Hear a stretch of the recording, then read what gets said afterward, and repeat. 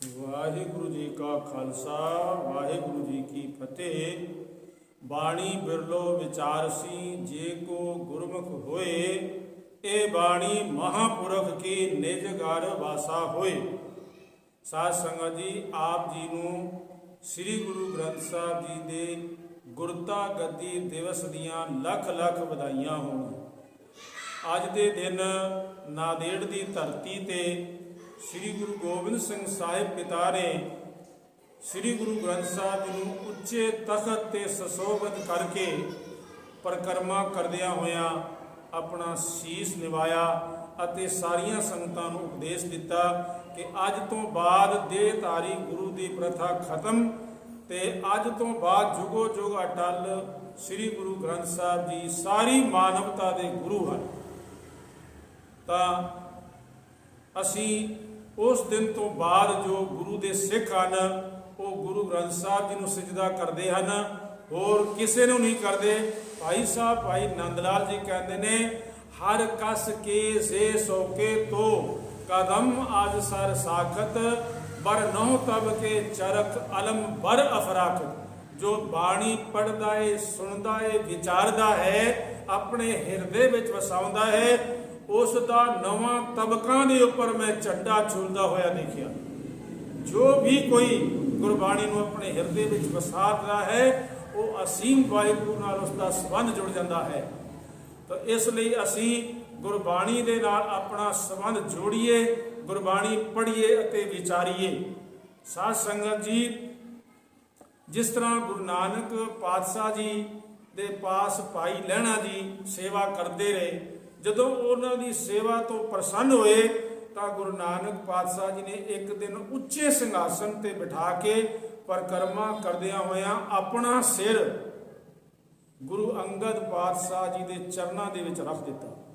ਇਸੇ ਤਰ੍ਹਾਂ ਹੀ ਅੱਜ ਦੇ ਦਿਨ ਗੁਰੂ ਕਲਗੀਧਰ ਪਾਤਸ਼ਾਹ ਜੀ ਨੇ ਸਨ 1708 ਦੇ ਵਿੱਚ ਨਾਂਦੇੜ ਸਾਹਿਬ ਦੀ ਧਰਤੀ ਤੇ ਗੁਰੂ ਗ੍ਰੰਥ ਸਾਹਿਬ ਜੀ ਨੂੰ ਉੱਚੇ ਤਖਤ ਤੇ ਵਿਰਾਜਮਾਨ ਕਰਕੇ ਤੇ ਪਰਿਕਰਮਾ ਕਰਦਿਆਂ ਹੋਇਆਂ ਆਪਣਾ ਸੀਸ ਗੁਰੂ ਗ੍ਰੰਥ ਸਾਹਿਬ ਦੇ ਚਰਨਾਂ ਦੇ ਵਿੱਚ ਰੱਖ ਦਿੱਤਾ ਤੇ ਆਗਿਆ ਕੀਤੀ, ਆਗਿਆ ਭਈ ਅਕਾਲ ਕੀ ਤਬੇ ਚਲਾਇਓ ਪੰਥ, ਸਭ ਸਿੱਖਾਂ ਕੋ ਹੁਕਮ ਹੈ ਗੁਰੂ ਮਾਨਿਓ ਗ੍ਰੰਥ।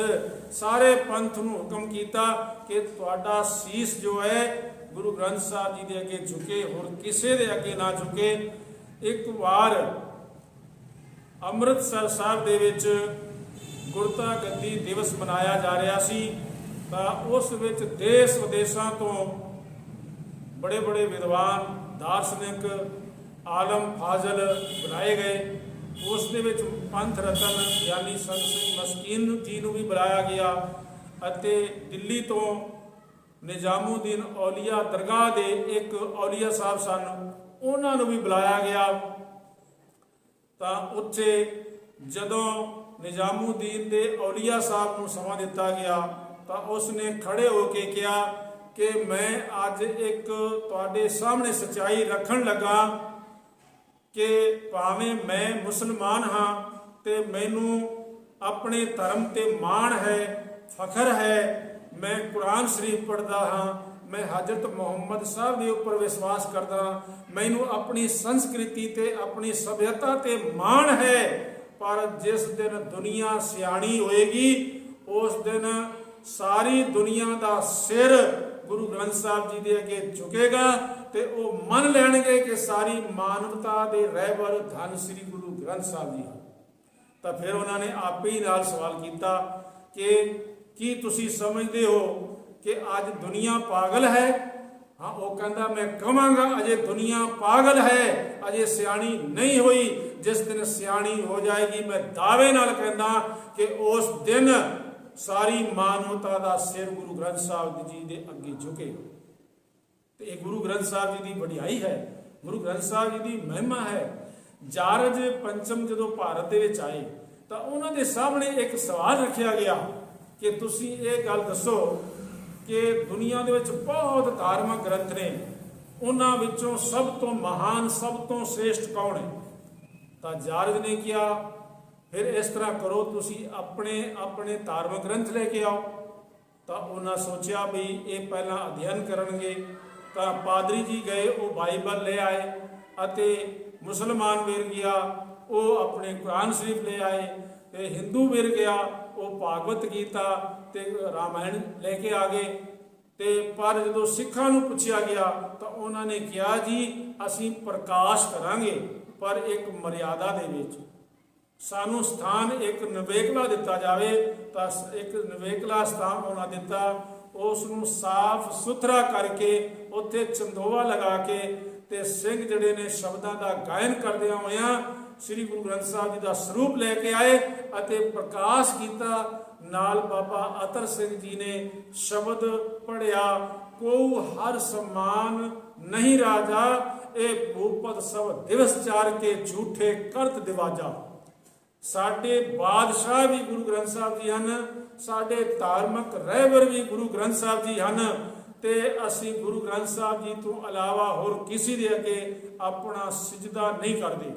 ਇਹ ਗੱਲ ਸਪਸ਼ਟ ਹੋ ਗਈ। ਸਾਧ ਸੰਗਤ ਜੀ, ਅੰਗਰੇਜ਼ਾਂ ਨੇ ਬੜਾ ਗਹਿਰਾ ਅਧਿਐਨ ਕੀਤਾ।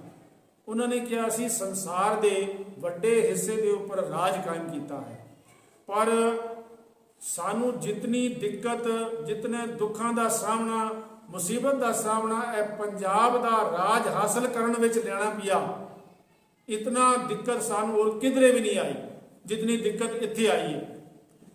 ਪਰ ਇਹ ਕਿਉਂ? ਇਸ ਗੱਲ ਤੇ ਉਹਨਾਂ ਨੇ ਗਹਿਰਾ ਅਧਿਐਨ ਕੀਤਾ। ਇੱਕ ਉਹਨਾਂ ਨੇ ਮੀਟਿੰਗ ਬੁਲਾਈ, ਮੀਟਿੰਗ ਦੇ ਵਿੱਚ ਰਾਜਨੀਤਿਕ ਨੇਤੇ ਅਤੇ ਉਹਨਾਂ ਨੇ ਧਾਰਮਿਕ ਪੁਰਸ਼, ਸਮਾਜਿਕ ਪੁਰਸ਼ ਜੋ ਵਿਦਵਾਨ ਸਨ ਉਹ ਬੁਲਾਏ, ਤੇ ਇਹ ਸਵਾਲ ਉਹਨਾਂ ਦੇ ਸਾਹਮਣੇ ਰੱਖ ਦਿੱਤਾ। ਤਾਂ ਉਹਨਾਂ ਨੇ ਕਿਹਾ ਕਿ ਭਾਈ ਇਹ ਤਾਂ ਇਤਨੇ ਸਿੱਖ ਬਹਾਦਰ ਨੇ, ਤੇ ਤਾਂ ਹੀ ਸਾਨੂੰ ਛਲ ਕਪਟ ਦਾ ਸਹਾਰਾ ਲੈ ਕੇ ਹੀ ਇਹ ਰਾਜ ਅਸੀਂ ਇਹਨਾਂ ਦਾ ਖੋਇਆ ਹੈ, ਕਿਉਂਕਿ ਇਹ ਬਹਾਦਰ ਨੇ, ਸਾਹਮਣੇ ਇਹਨਾਂ ਦੇ ਕੋਈ ਟਕਰਾ ਨਹੀਂ ਸਕਦਾ।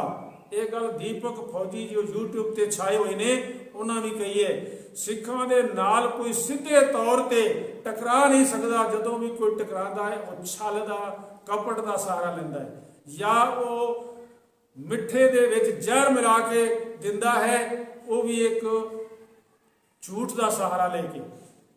ਤੇ ਸਿੱਧੇ ਤੌਰ ਤੇ ਕੋਈ ਕਵੇ, ਵਿਸ਼ਵ ਦੇ ਵਿੱਚ ਕੋਈ ਵੀ ਕਹੇ ਕਿ ਅਸੀਂ ਸਿੱਖਾਂ ਦੇ ਨਾਲ ਟੱਕਰ ਲੈ ਸਕਾਂਗੇ, ਤਾਂ ਉਹ ਨਹੀਂ ਲੈ ਸਕਦੇ। ਤਾਂ ਇਸੇ ਤਰ੍ਹਾਂ ਅੰਗਰੇਜ਼ਾਂ ਨੇ ਜਦੋਂ ਅਧਿਐਨ ਕੀਤਾ ਤਾਂ ਉਹਨਾਂ ਦੇ ਸਾਹਮਣੇ ਇਹ ਵਿਚਾਰ ਆਇਆ ਕਿ ਇਹਨਾਂ ਦੇ ਕੋਲ ਗੁਰੂ ਗ੍ਰੰਥ ਸਾਹਿਬ ਜੀ ਦੀ ਬਾਣੀ ਹੈ। ਜੇ ਗੁਰੂ ਗ੍ਰੰਥ ਸਾਹਿਬ ਜੀ ਦੀ ਬਾਣੀ ਨਾਲੋਂ ਇਹਨਾਂ ਨੂੰ ਤੋੜਿਆ ਜਾਵੇ, ਜਾਂ ਗੁਰੂ ਗ੍ਰੰਥ ਸਾਹਿਬ ਜੀ ਦੀ ਬਾਣੀ ਦੇ ਅਰਥ ਤਰੋੜ ਮਰੋੜ ਕੇ ਪੇਸ਼ ਕੀਤੇ ਜਾਣ, ਤੇ ਇਹ ਗੁਰਬਾਣੀ ਦੇ ਫਲਸਫੇ ਨਾਲੋਂ ਟੁੱਟ ਜਾਣ, ਗਿਆਨ ਨਾਲੋਂ ਟੁੱਟ ਜਾਣ, ਵਿਚਾਰ ਨਾਲੋਂ ਟੁੱਟ ਜਾਣ, ਤਾਂ ਫਿਰ ਇਹਨਾਂ ਨੂੰ ਸਹਿਜੇ ਹੀ ਹਰਾਇਆ ਜਾ ਸਕਦਾ ਹੈ। ਤਾਂ ਇਸ ਕੰਮ ਵਾਸਤੇ ਇੱਕ ਲੇਡੀਜ਼ ਵਿਦਵਾਨ ਸੀ ਮਿਸ ਪੈਰੀ, ਉਸ ਨੂੰ ਚੁਣਿਆ ਗਿਆ। ਪਰ ਉਸਨੇ ਇਹ ਕਿਹਾ ਕਿ ਠੀਕ ਹੈ, ਇਹਨਾਂ ਨੂੰ ਗੁਰੂ ਗ੍ਰੰਥ ਸਾਹਿਬ ਜੀ ਦੇ ਨਾਲੋਂ ਤੋੜਨ ਤੋਂ ਪਹਿਲਾਂ ਮੈਂ ਗੁਰੂ ਗ੍ਰੰਥ ਸਾਹਿਬ ਦਾ ਅਧਿਐਨ ਕਰਾਂਗਾ। ਤਾਂ ਉਸਨੇ ਅਧਿਐਨ ਕੀਤਾ। ਜਿਹੜੀ ਅੰਦਰ ਜ਼ਹਿਰ ਸੀ ਨਾ ਉਸਦੇ ਭਰੀ ਹੋਈ, ਸਿੱਖਾਂ ਦੇ ਵਿਰੁੱਧ ਨਫ਼ਰਤ ਭਰੀ ਹੋਈ ਸੀ, ਉਹ ਸਾਰੀ ਨਿਕਲ ਗਈ। ਜਿਹੜਾ ਸਿਰ ਤਕੱਬਰ, ਗਰੂਰ, ਮਾਣ ਤੇ ਅਹੰਕਾਰ ਨਾਲ ਭਰਿਆ ਹੋਇਆ ਸੀ, ਉਹ ਸਿਰ ਦੇ ਵਿੱਚੋਂ ਇਹ ਸਾਰੇ ਵਿਕਾਰ ਦੂਰ ਹੋ ਗਏ, ਤੇ ਉਹ ਸਿਰ ਜਿਹੜਾ ਸੀ ਗੁਰੂ ਗ੍ਰੰਥ ਸਾਹਿਬ ਜੀ ਦੇ ਅੱਗੇ ਆ ਕੇ ਝੁਕ ਗਿਆ। ਤੇ ਅੰਗਰੇਜ਼ਾਂ ਨੂੰ ਉਸਨੇ ਕਿਹਾ, ਅੱਜ ਤੋਂ ਬਾਅਦ ਤਾਂ ਮੈਂ ਤੁਹਾਡੀ ਨੌਕਰੀ ਨਹੀਂ, ਮੈਂ ਧੰਨ ਸ੍ਰੀ ਗੁਰੂ ਗ੍ਰੰਥ ਸਾਹਿਬ ਜੀ ਦੀ ਨੌਕਰੀ ਕਰਾਂਗਾ, ਮੈਂ ਗੁਰੂ ਗ੍ਰੰਥ ਸਾਹਿਬ ਜੀ ਦਾ ਪ੍ਰਚਾਰ ਕਰਾਂਗਾ। ਫਿਰ ਉਹਨਾਂ ਨੇ ਹੋਰ ਕਈ ਝੂਠ ਦੇ ਸਹਾਰੇ ਲਏ। ਤਾਂ ਸਾਧ ਸੰਗਤ ਜੀ, ਇੱਕ ਛਲ ਦੇ ਆਸਰੇ, ਜਿਵੇਂ ਕਿ ਗੁਲਾਬ ਸਿੰਘ, ਧਿਆਨ ਸਿੰਘ ਆਦਿਕ ਡੋਗਰਿਆਂ ਨੂੰ ਇਹਨਾਂ ਨੇ ਆਪਣੇ ਵਸ ਵਿੱਚ ਕਰ ਲਿਆ, ਤੇ ਛਲ ਕਪਟ ਦਾ ਸਹਾਰਾ ਲੈ ਕੇ ਇਹਨਾਂ ਨੇ ਯੁੱਧ ਲੜੇ, ਤੇ ਫਿਰ ਸਿੱਖਾਂ ਦੇ ਕੋਲ ਰਾਜ ਖੋਇਆ। ਸ਼ਾਹ ਮੁਹੰਮਦ ਉੱਥੇ ਲਿਖਦਾ ਹੈ ਕਿ ਜਦੋਂ ਸਿੱਖਾਂ ਨਾਲ ਯੁੱਧ ਹੋਇਆ ਤੇ ਇਤਨੀ ਬਹਾਦਰੀ ਦੇ ਨਾਲ ਸਿੱਖ ਲੜੇ ਕਿ ਇਹ ਅੰਗਰੇਜ਼ ਅਸ ਕਰ ਉੱਠੇ। ਉੱਥੇ ਲਿਖਿਆ, ਆਈਆਂ ਪਲਟਣਾ ਬੀੜ ਤੋਪ ਖਾਨੇ, ਅੱਗੋਂ ਸਿੰਘਾਂ ਨੇ ਪਾਸੜੇ ਤੋੜ ਸੁੱਟੇ, ਮਾਖੇ ਖਾਂ ਤੇ ਮੇਵਾ ਸਿੰਘ ਹੋਏ ਸਿੱਧੇ, ਹਾਲੇ 3 ਫਰੰਗੀਆਂ ਦੇ ਤੋੜ ਸੁੱਟੇ, ਸ਼ਾਮ ਸਿੰਘ ਸਰਦਾਰ ਅਟਾਰੀ ਵਾਲੇ, ਬਨ ਸ਼ਸਤਰੀ ਜੋੜ ਵਿਛੋੜ ਸੁੱਟੇ, ਸਾਹ ਮੁਹੰਮਦਾ ਸਿੰਘਾਂ ਨੇ ਗੋਰਿਆਂ ਦੇ ਵਾਂਗ ਨਿਬੂਆਂ ਲਹੂ ਨਿਚੋੜ ਸੁੱਟੇ। ਤਾਂ ਫਿਰ दूसरी नज़म होर कहता है, जंग हिंद पंजाब दा होण लगा, दोवें बादशाही फौजां भारियां ने, सणे आदमी गोलियां नाल उड्डण, हाथी टहंदे नाल अंपारियां ने, होवे सरकार तां उज अज मुल पावे, जड़ियां खालसे ने तेगां मारियां ने, वो साहब मुहम्मदा एक सरकार बाजों फौजां जित के अंतरों हारियां ने। वो जित के इस वास्ते हार गई क्योंकि उन्होंने नरोल झूठ का सहारा लिया सी ते झूठ के सहारे वो जिते।